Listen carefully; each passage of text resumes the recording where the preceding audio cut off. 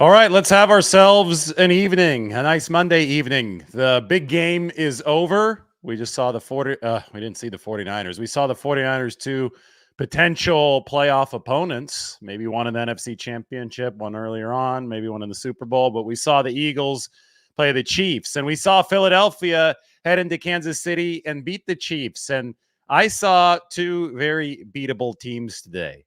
Fun fact about the Chiefs, efficiency wise, their defense is actually ranked ahead of their offense. Entering this game, it was the number 4 Kansas City defense, DVOA, and the number 6 Kansas City offense, which is obviously a change for a team that features Patrick Mahomes. But I saw it play it out on the field today.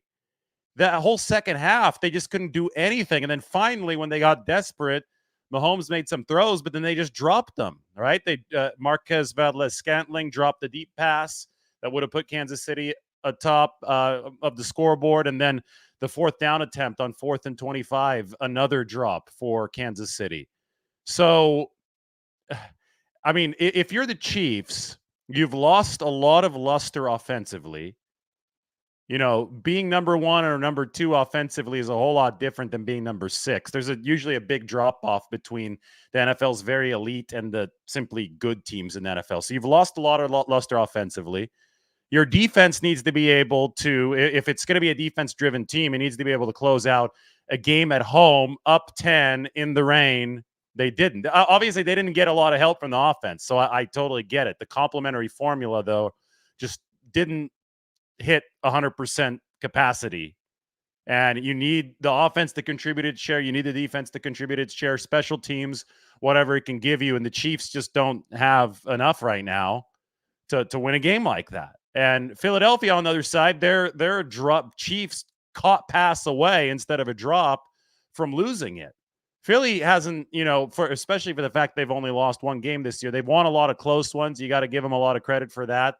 They have done what the 49ers are still striving to prove they can do, and that's win the gritty, tough games.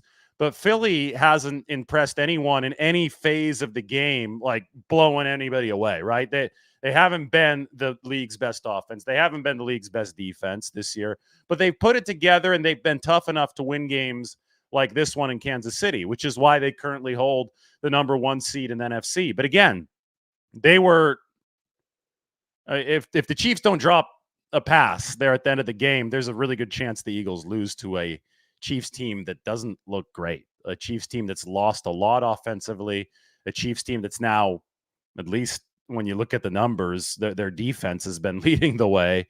And today they needed their defense to lead the way because the offense wasn't doing anything in the second half, and it all tumbled downward. I think that Kansas City's 17 points today, if you want to put some perspective on this, Kansas City's 17 points today were a whole lot worse than the 49ers' 17 points in the rain at Cleveland. This was in the rain at home for the Chiefs and Patrick Mahomes. The 49ers at Cleveland saw obviously a ton of injuries to their star players, and they're playing a much better Browns defense than this Eagles defense. The Browns defense actually has been historically good at home so far this year. Some of the numbers have been crazy. But anyway, just a little bit of perspective, as I know a lot of people were paying attention to that game. Philadelphia maintains its lead for the number 1 seed in the NFC. They are 9-1. The 49ers are 7-3, so 2 lost column games behind for the 49ers. Detroit is sandwiched right in between Philly and San Francisco at 8-2. Detroit also notched a come from behind victory this weekend against the worst opponent, obviously, in the Chicago Bears. So it's still a long way to go. The 49ers obviously have a game against Philly, which can eliminate half of the current deficit if they win it, but they're going to need some help elsewhere. I believe for Philadelphia, it's Buffalo next week. And they host Buffalo, and then they host the 49ers, and then they go to Dallas. So it's a tough schedule right now for the Philadelphia Eagles. Obviously, Buffalo is going to be playing with an air of desperation. They got a win against the Jets following the firing of their offensive coordinator, Ken Dorsey. The Bills are 6-5. They've climbed back over 500. Yeah, they're 6-5, but they're 6-5 with a plus 104 point differential, which is crazy. Other teams with a point differential of over plus 100 are the Ravens, who are 8-3, the Dallas Cowboys, who are 7-3, and the San Francisco 49ers, who are 7-3. The Eagles, their point differential plus 61, yet they're 9-1. Just goes to show you they've been winning a lot of gritty games. The Chiefs and the Eagles actually have the same exact point differential. The Chiefs are plus 61 and 9-1, and the Eagles, the Chiefs are plus 61 and 7-3, and the Eagles are plus 61 and 9-1. And I think today helped illustrate why you have that discrepancy in the win-loss column between the two teams. One team is getting it done at crunch time, and the other isn't.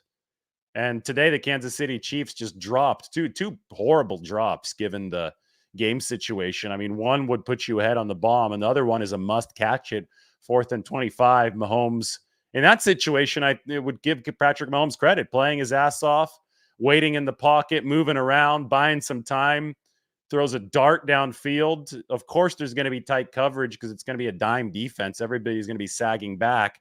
You can't expect anybody to be running free. You've got to be ready to go up and catch that ball if you're an NFL wide receiver, and the Chiefs could not get it done. Anyway, that's the NFL for you. That's the update tonight. Why don't we get on to our 49ers Seahawks initial scouting report? Seattle is, I talk about point differential and how records match up relative to point differential. I think Seattle is an overinflated team as far as the record goes. To give you an illustration, the Seahawks are 6-4, winning record with a negative point differential. So let's call them mediocre. And I think we saw it play out last week against the Rams. They lost that game 17-16 to drop to 6-4. But Seattle doesn't have a great offense. They're ranked number 12 DVOA this year offensively. They're number 22 defensively, and they're really good on special teams. And Pete Carroll teams always have solid special teams units.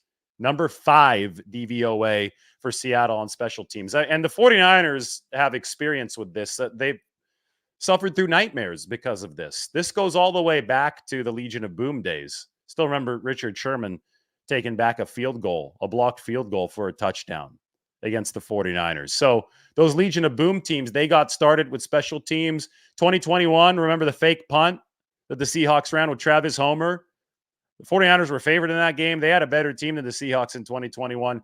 But that one in Seattle and the week, I believe it was 3 or 4 game in Santa Clara, both went the Seahawks direction with the margin happening on special teams. It was 49ers errors in that first matchup that was big time fumbles for the 49ers in the return game on special teams. And then it was the Seahawks and their fake. And I would say that the 49ers made an error too, covering the fake punt. They weren't ready for it. That essentially provided the difference in the second games. It got so bad for the 49ers in terms of special teams, especially against the Seahawks, that they replaced their special teams coordinator, Richard Hightower, with Brian Schneider, the Seahawks special teams coordinator for about a decade, who built that special teams juggernaut up in the Pacific Northwest. And I will say that entering this game, the 49ers special teams is not playing up to the level that it was at last year in Schneider's first season. I think a big part of the 49ers division title last year was making sure that special teams didn't screw things up. And they got it up from one of the worst units in the league to about number 15 last year. They're down to number 25 this year. They're fresh off of a bad finish against Tampa Bay. Remember the big 41-yard punt return? That kind of stuff can't happen against Seattle, especially on a Thursday night, because I think Thursday night games can be artificially close just because there's more bruises. It's more about recovery, less about practice, more about recovery. There's more variance in Thursday night games. 49ers are favored by 7, but if I had to prognosticate the next 3 weeks, I think the 49ers have a much better shot to win a game in commanding fashion against the Seahawks. Not this week coming up, it's week 12, but in week 14 when it's back at Levi Stadium. And not because they have a home field advantage, because that's going to be off of a full week of rest. Thursday games are like rain games. They tend to equalize things, and equalized games tend to help the underdog. Seattle, 7-point underdogs against the 49ers. That reminds me, why don't we check the weather right now? It looks like it's going to be clear in Seattle all week. 47 high, 33 low on Thursday, and it is showing 10% chance of precipitation. So no real rain in the forecast in Seattle. That's good news for the 49ers. As the favorite, you want it to be nice and clear. You want it to be dry. Last year, it was cold and dry in Seattle on the Thursday night game, and the 49ers were able to win despite the fact that Brock Purdy had a broken rib. He played through it, played well. 49ers defense played well. The game was only really close because of Nick Bosa roughing the passer penalty that negated a Diamador Lenore pick six. So I went on a long swim in the bay today, so I'm replenishing electrolytes. So I'm drinking orange Gatorade late at night. Today, we swam from Aquatic Park out into the open bay, out to Fort Mason, and then I swam under the piers, 3 piers at Fort Mason, all the way to the marina. So, and the water is getting colder and colder and colder. It's at the temperature right now where my feet and my hands hurt a little bit when I get in, and then I get used to it, so it's fine. And then on the way back, I'm just cold, just like really cold. And then, it's time to get into the sauna after you're done. Anyway, electrolytes replenished. We're talking about the 49ers Seahawks in the initial scouting report. Offensively, Seattle is a football team, and I'm going to pop open the depth chart here so you all can follow along. Here we go. Geno Smith had some sort of elbow issue against the Rams, but he's expected to play. The best the Seahawks have been with Geno Smith as their quarterback over the past season and a half was early last season. Early this season, they put up 37 in 2 straight games, but quickly fell off after that. Only 16 points against the Rams. So there's a pattern emerging with Geno Smith at QB for Seattle, and it's hot starts to the season, then they fizzle out. This was a slightly below average offense over the back half of 2022. The 49ers obviously beat Seattle 3 times last year, twice in the regular season, once in the playoffs. And Geno Smith, I just don't feel that he really threatened them in any of the games that they played last year. The key is the 49ers overwhelmed the Seattle pass protection in essentially every single game that they played. It got better for the Seahawks over the course of the season series. The first game was a complete skunking. The 49ers, in that one, I believe they gave up a special teams touchdown on a blocked field goal, right, and a return. That was all they gave up. The defense didn't give up any points to Seattle, and they completely overwhelmed the entire Seahawks offensive line. I think that the result would have been viewed similarly in the clinching game in Seattle, if not for that Nick Bosa roughing the passer penalty that nullified the Lenore pick six. And then Seattle showed some signs of life offensively in the wild card game at Levi's Stadium. But that was the old Charles Omenihu game, right? Charles Omenihu came in and knocked the ball away from Geno Smith late in the third quarter, and the 49ers took command. And obviously, Brock Purdy was really good in that game, 300-plus yards. So right now, the Seahawks, I don't think, have gotten much better along the offensive line. Charles Cross is still the left tackle, but they've brought in Jason Peters, who's 41 years old, to play right tackle. And you can't convince me that Jason Peters is going to have an advantage at age 41 over Nick Bosa and Chase Young rushing against the tackle position. So, and then on the inside, I mean, they're not great. Evan Brown is the new center for Seattle. Damian Lewis is at left guard. They've had him before. They have Phil Haynes at right guard. So they've tried to rework the line a little bit, but it's just not, I mean, mano a mano, when you're comparing talent against talent, the 49ers have a whole heck of a lot more of it on the defensive line than Seattle has on the offensive line. And for that reason, the 49ers should control that line of scrimmage. They had 38 pressures, the 49ers did this past game against a Tampa Bay front that's a lot better than Seattle's. There's no Tristan Wirfs in Seattle.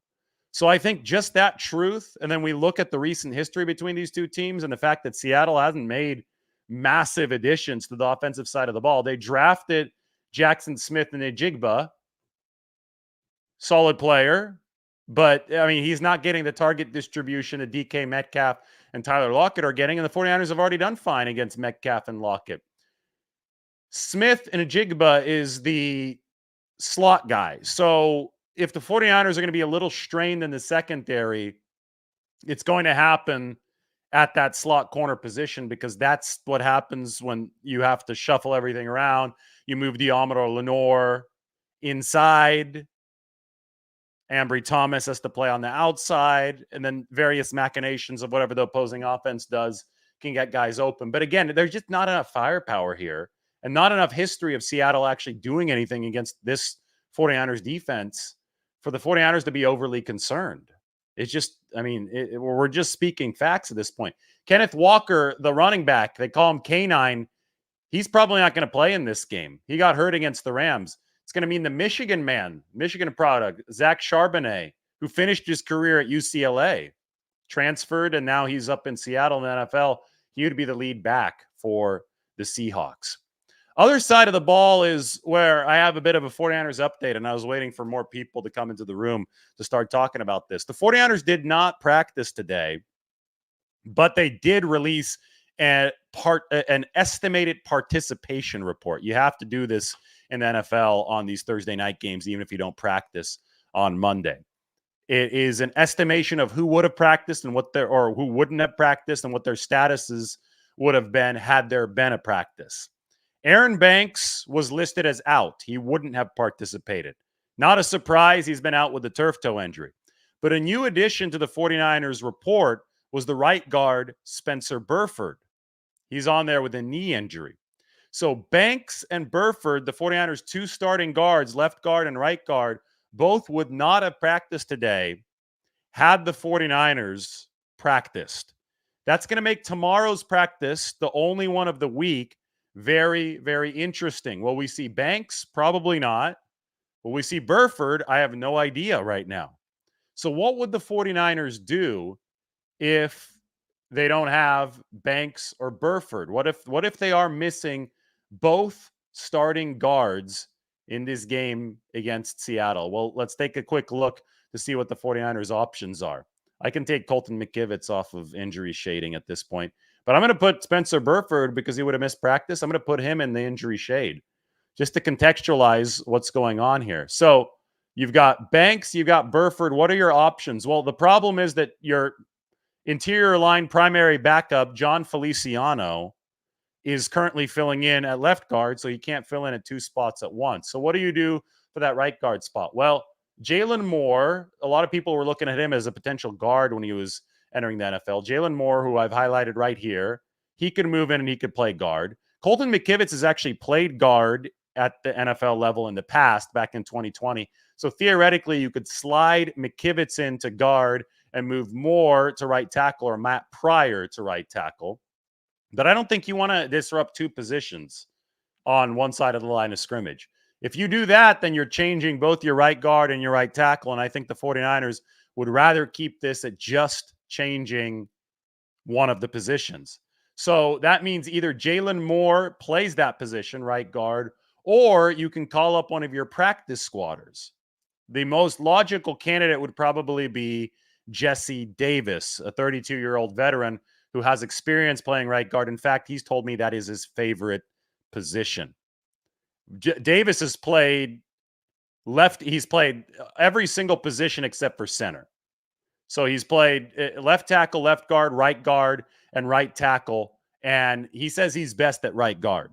So potentially you could call him up from the practice squad to play on Thursday. He's a guy with NFL starting experience, but that's why I'm, saying that this is just a hypothetical, because we have to wait to see if Spencer Burford is going to be available. And tomorrow should be an interesting practice in that regard. The reason that Nick Zakel's not an option is because he tore his biceps muscle and his season is over. So anyway, on to the matchup for the 49ers against the Seattle Seahawks up front. We talk about the fact that the 49ers might be compromised on the interior. I think Seattle has invested a little bit. There's a lot of aging players up front.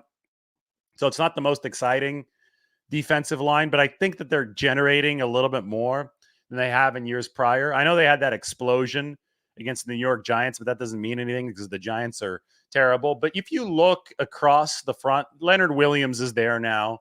They're playing a 3-4 now in Seattle. Leonard Williams is one of the defensive ends, so he could potentially take advantage of the fact that the 49ers are compromised health-wise on the interior at both guard positions. And Jake Brendel has struggled against the power rush so far this year. The 49ers have obviously already faced Leonard Williams this season. He was with the New York Giants back in week 3. Now he's with the Seattle Seahawks. Jaron Reed is the big nose tackle still in the middle. Then Mario Edwards Jr.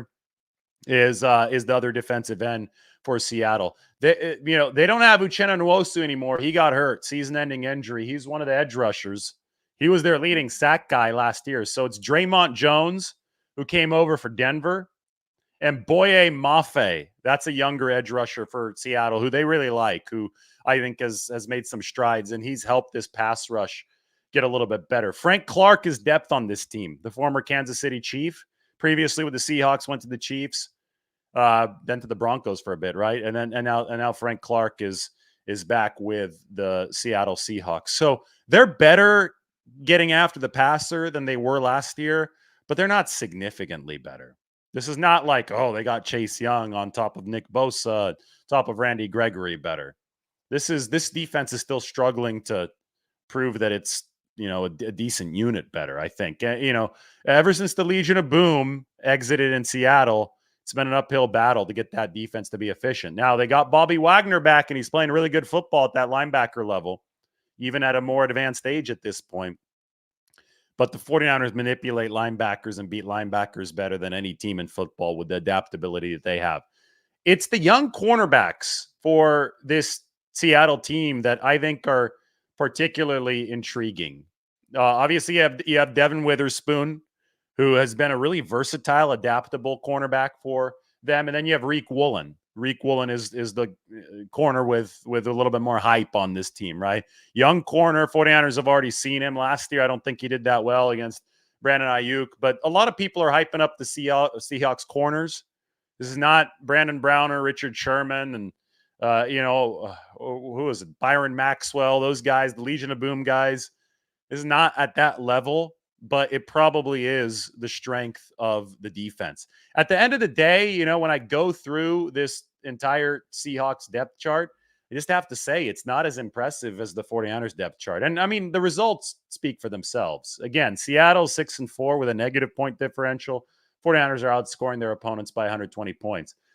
That being said, Pete Carroll, especially at home, has always been able to equalize matchups. I mean, he's always had that capability. And normally it happens through special teams. Russell Wilson magic was a big part of the equation back in the day. Geno Smith is not at that level that Russell Wilson was at when he was with Seattle. But the special teams for Seattle is still at that top 5 level. And that's where the 49ers are going to have to be really, really on top of the details this week. Anyway, I'm going to open this up to Q&A. I know there's been a lot of Brock Purdy MVP talk, so there's the article on Purdy and McCaffrey. Make sure you're checking that one out if you haven't done so yet. We can talk about the game tonight.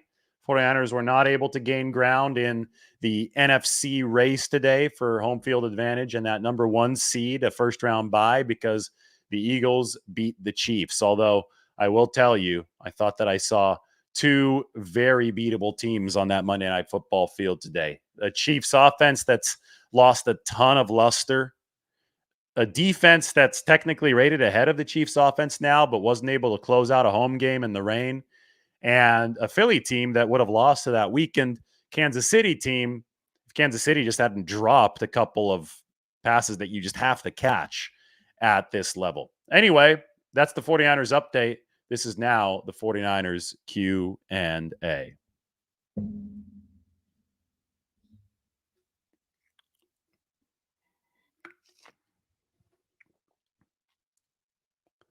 Yep, Kenneth Walker out with that oblique injury, probably out. They haven't ruled him out, but they're saying no IR, but they're going to need to evaluate that to see how long he's going to be out. So that's not a good sign for his availability against the 49ers. And Geno Smith did come back into the game I don't think there's any structural damage with Geno Smith. So I do think he'd play. In case Geno Smith can't, it would be Drew Lock for the Seattle Seahawks. 49ers offensive line hasn't had the best rating, but is it good enough for Brock Purdy? Well, Brock Purdy has been the most efficient quarterback in the league behind the number 22 rated offensive line. So I think it's a true testament to Brock Purdy that he's playing so well behind an offensive line that certainly hasn't been great for the 49ers. Out of the Eagles, the 49ers, it was a tougher schedule to end the season. I think they're both really tough. And the NFL is such a week-to-week league. It's really hard, I think, to gauge that firmly. The Eagles are in the toughest stretch of their schedule right now. They have the Bills next week, then they have the 49ers, then they have the Cowboys. So we'll really see at the end of this stretch where the Eagles are going to be. The 49ers would like them to lose one of these games. The problem for them is they already just beat the Chiefs. So that's one game off of the docket for the Eagles. 49ers want them to lose one of these games outside of the one that they play in Philly, and then they want to deal Philly another loss. If that happens, the 49ers keep on winning and they beat Seattle. That's key number one. They would have the tiebreaker over the Eagles.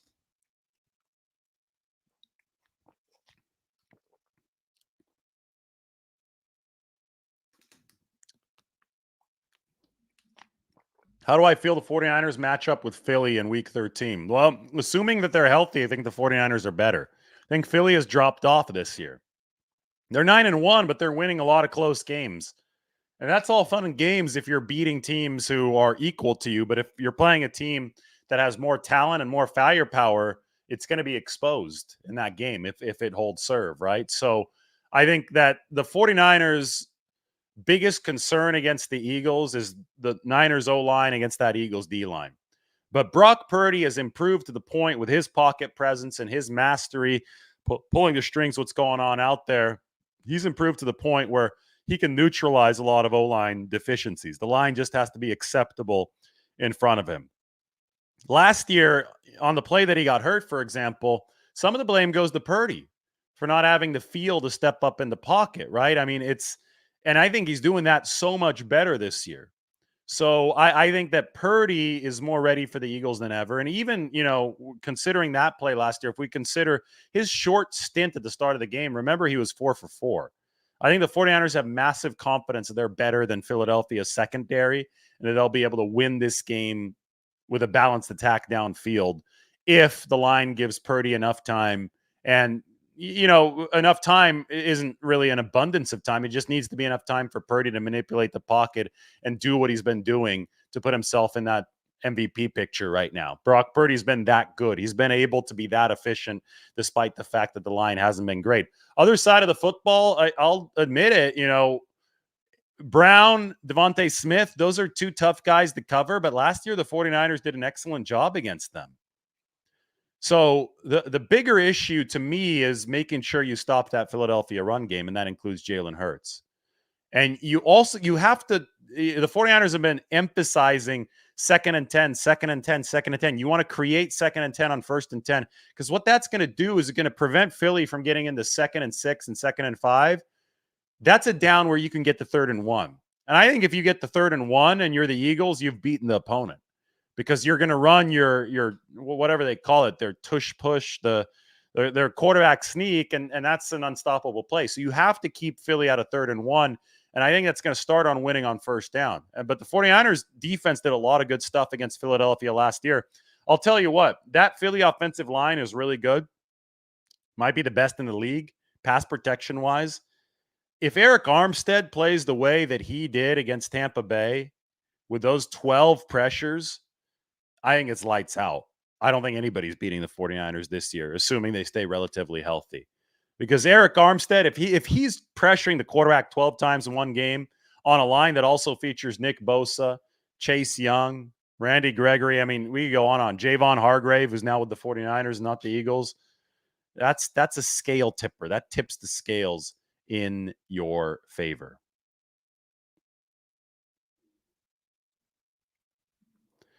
Based on the way the Eagles played today, do you think the 49ers will beat them? Yeah, I don't think the Eagles were particularly impressive today. I mean, that is not a Kansas City team that is like the teams that we've seen in the past. Kansas City's lost a lot of luster offensively because their receivers can't catch the football, right? So Kansas City is a punt fest, turnover fest, drop fest, whatever you want to call it. Kansas City actually has a higher defensive rating than an offensive rating now. And credit to Philadelphia's offense for scoring when they needed to in the second half. But that is not your typical win over the Chiefs. That's not your win over the Chiefs on the road of yesteryear. Patrick Mahomes and that offense have been much more dangerous in the past. That this game didn't change my opinion of how the 49ers match up with the Eagles at all. I mean, I just went through the whole matchup with the Eagles, and that's what I think it is. But listen, we need to stop talking about the Eagles and the Chiefs. I know that game happened tonight. The 49ers and the Seahawks play on Thursday night. That's the 49ers' attention right now, not the Eagles or the Chiefs. And that's why we're talking about the Seahawks initial scouting report. See, that's why we're talking about Seattle having mediocre efficiency scores. They've managed that winning record, but I think that the 49ers are touchdown favorites in this game for a reason. Although that offensive line and that injury situation, that's something I'll keep you updated on tomorrow. Both guards are on the injury report, both starting guards. Aaron Banks and Spencer Burford.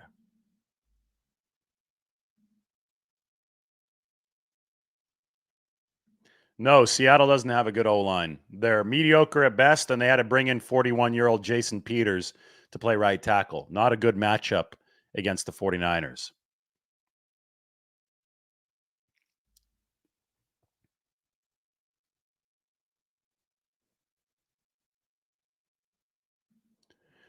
Yeah, I mean, it was raining out there, but again,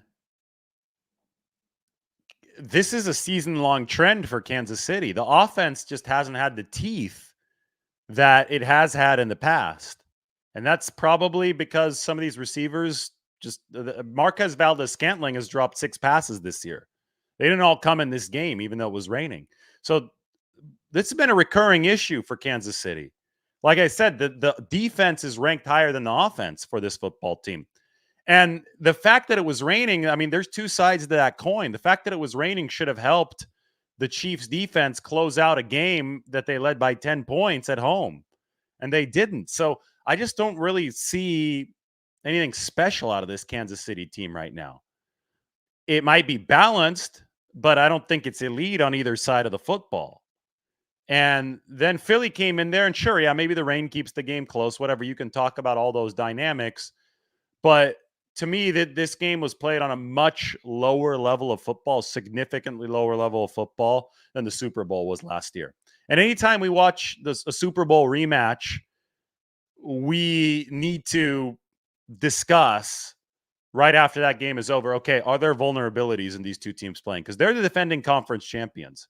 Are there vulnerabilities that other teams can exploit to take their spot as the conference champion? The answer to that, absolutely yes, after watching this game.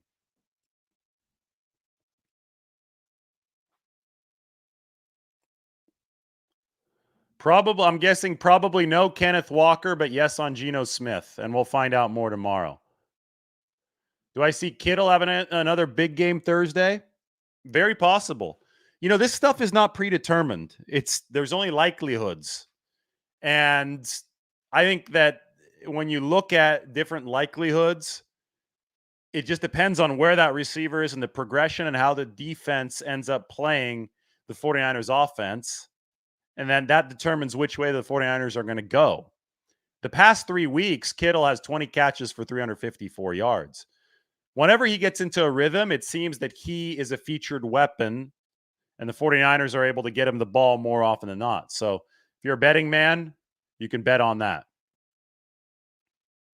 Mike thinks it's a Jennings type of game. We haven't heard from Jennings in the receiving game in a while, have we?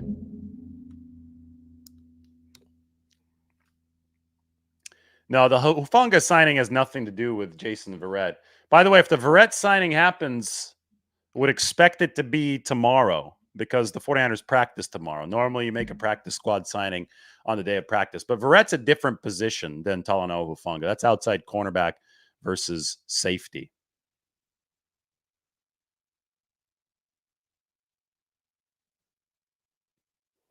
All right, everybody, thanks for the questions. Article is up on the screen. Go ahead and, again, this is your reading if you haven't done it yet.